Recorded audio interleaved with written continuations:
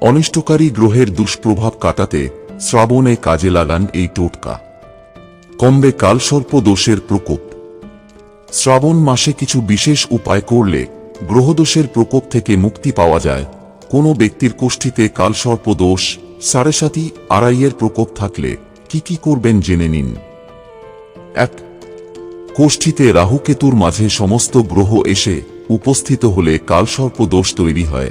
এই দোষের কারণে জাতক সারা জীবন দুঃখ ভোগ করে যায়। কালসর্প দোষ নিবারণের জন্য প্রাচীন শিব মন্দিরে গিয়ে শিব পুজোর পাশাপাশি নিয়ম মেনে সর্প পুজো করা উচিত। ২.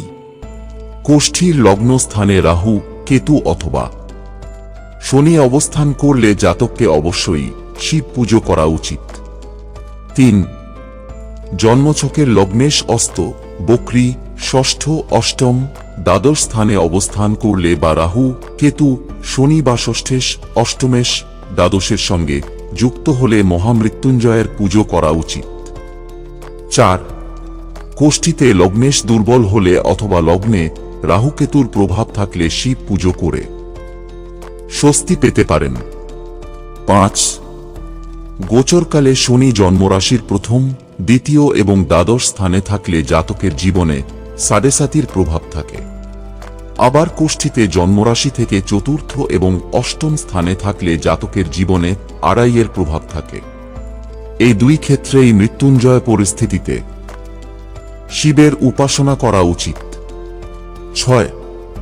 কোষ্ঠীর অষ্টম স্থানে লগ্নেশ অথবা চাঁদ, রাহু ও সূর্যের সঙ্গে যুতি করে থাকে, তাহলে শিবের আরাধনা করে সমস্ত দোষ থেকে মুক্তি পেতে পারেন। ৭.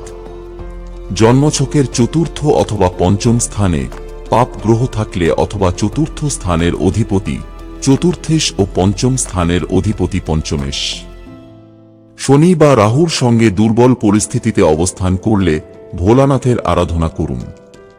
এর ফলে গ্রহদোষের কারণে হয়ে থাকা কষ্ট থেকে মুক্তি পাবেন। ৮. যে কোনো ধরনের রোগ, দুর্ঘটনা, মারক দশা থেকে মুক্তি পেতে শ্রাবণ মাসে মহামৃত্যুঞ্জয় মন্ত্র, মৃত সঞ্জীবনী স্তোত্র পাঠ করতে পারেন।